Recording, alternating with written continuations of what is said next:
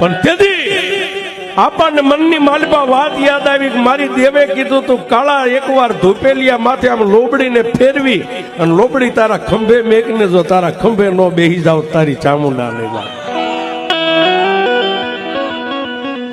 એ જમણો હાથ હતો ને પોતાના ખંભાની માથે આમ મેક્યો મારી દેવ શેક નથી સાહેબ. જોજો ભજન કેવું થાય, ભક્તિ ક્યારે થાય, તમારી ભક્તિ પાકે ક્યારે.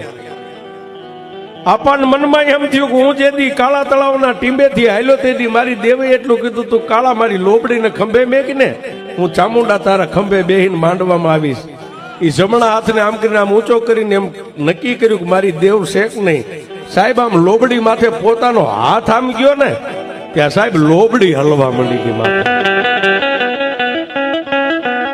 લોબડી હલવા માંડી જમણા કાનની માલપા મારી વિષ ભુજાલી ચામુંડા બોલી ગઈ કાળા બોલી ગઈ કાળા.